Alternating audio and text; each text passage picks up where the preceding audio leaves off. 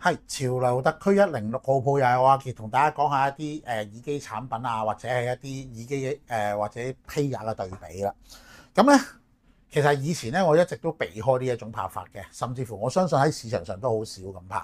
因為點解咧？以前我曾經做過一年嘅叫做耳機嗰啲播放器年度選咁樣嘅嘢，咁咧就導致到咧就有人攻擊我啦，亦都有人係支持我啦。咁其實我唔係想講事端嘅，我主要咧真係想等大家揀機嘅時候咧，簡單明快，你會慳到你嘅時間。睇完我短片係有得着嘅，而唔係希望你話哦睇完你都係講好好好好咁樣，即係冇乜意義啊。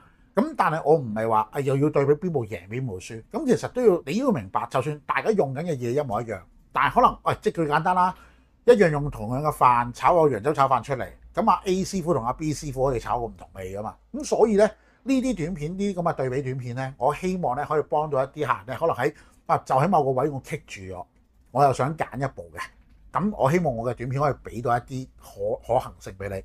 先咧就呢度有三部機咧都係用 CS43198噶啦，咁但係咧0044中間呢一部咧就係 JM21咧就係用2粒嘅，即係少啲啦。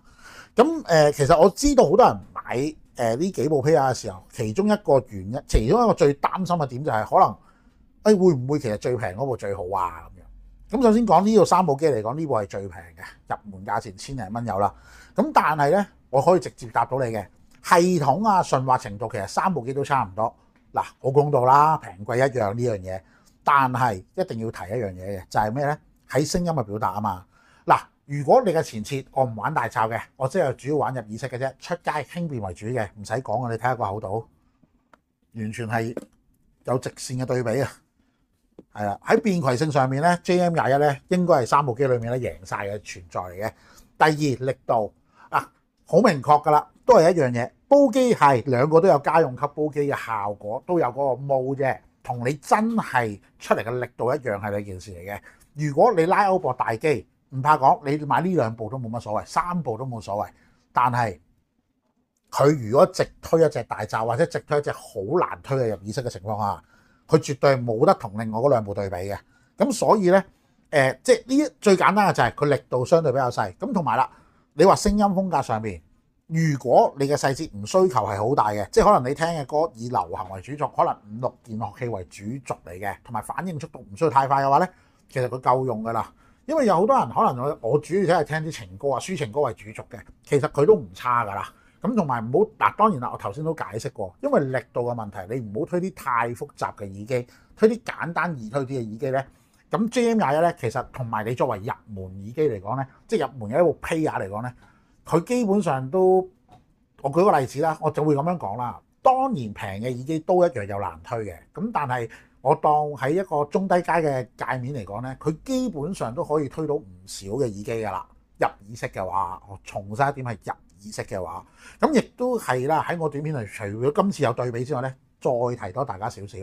成日都會有啲客咧，就係話我想買部披雅推隻藍牙耳機，我唔理你係大罩定入耳式啦。其實喺理論上嚟講咧，除非你係用緊蘋果，因為編碼問題你上唔到去啦。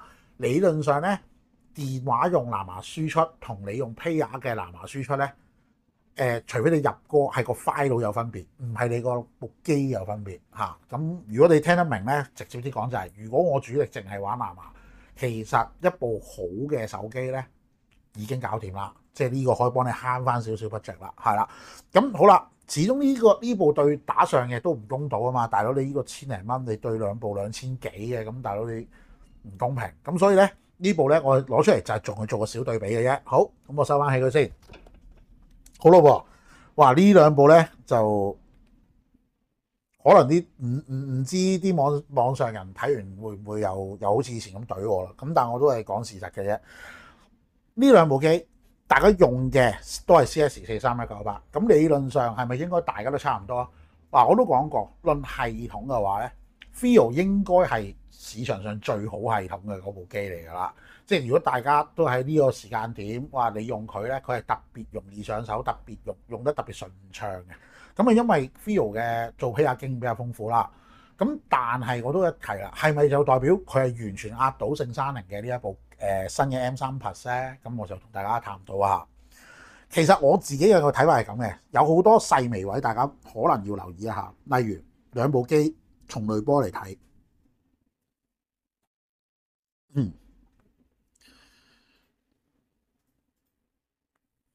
係啦嗱。如果你從呢一個角度嚟睇咧，你會發覺其實喺濾波上邊嚟講咧，就明顯嘅 feel 咧，其實係多一個濾波嘅。而多係多咗邊個咧？尾二嗰個，而唔係最低嗰個，係尾二嗰個。係啦，如果你有留意我之前拍 M21嗰段短片咧，其實我講得好清楚，你中意 analog 味啲咧，你可以試下尾二呢個。咁呢個就係 feel 機嘅其中一個大特點嚟嘅。咁然而，我覺得咁講，從分析力、對比度、人聲聚焦力方面嚟講咧 ，feel M21我覺得係優勝嘅。佢優勝嘅地方就係，喂，佢清晰度特別高啦，人聲聚焦力特別好。不過又係咪代表山寧又輸晒咧？首先，山寧係有呢個2 DAC 4 DAC 嘅效果，咁呢個效果係大於 filter 㗎。強調一點，佢係大於 filter 㗎。換味性，我覺得兩部係打和嘅，但係有值得講嘅地方。山寧就適合一啲咧中意濃厚啲嘅嘢嘅。如果你玩分析力嘅，揀呢部。如果我唔係，我中意啲，例如我聽開 hip hop 啊、rock 嘢啊，又或者唔係，我中意啲嘢咧慢啲、包圍啲，或者我哋叫暖潤少少嗰種咧，山寧咧就係呢方面嘅優勢。因為山寧嘅特色咧就係除咗布大力雄呢個大家眾所周知啦，但係咧其實兩個表達係好唔同。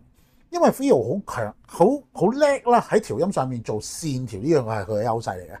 而山寧好強調一樣嘢咧，就係佢嘅暖潤度啊。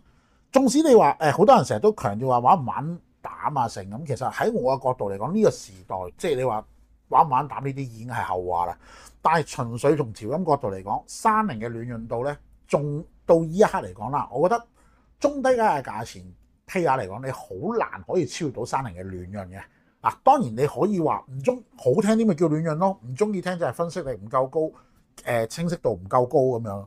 咁所以我自己個睇法就係話，其實睇你係揀邊類型嘅。如果你話可能係新派啲嘅啊，我聽日系嘢啊、韓國嘢啊呢啲咧，我覺得 M21可能你會比較啱，因為分析力比較好，反應比較快，順變速度比較快。而 M3 Percent 我自己嘅感覺就係話，好適合一啲，可能我聽廣東流行嘅，或者一啲發燒音樂為主軸嘅，好追求嗰種咧，好襟聽內聽嘅感覺嘅，山寧 M3 Percent 就會比較適合啲。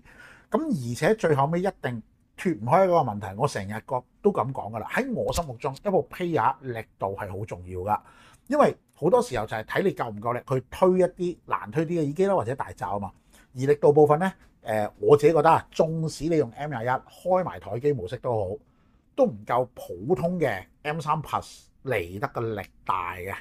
咁但係力大嘅意思係講緊，即係佢推出嚟可以發揮到一隻入耳式耳機嘅極限喎。但係如果你講中意聽聲場嘅，玩滲透勁嗰一種情況咧 ，Feel 嘅聲場咧，我覺得表現出嚟咧就通透少少。咁所以就要睇翻你中意能量感強、力量感強啲嘅嗰一種噴泉感強啲啊，抑或我中意通透啲嘅個場闊啲嘅嗰種感覺。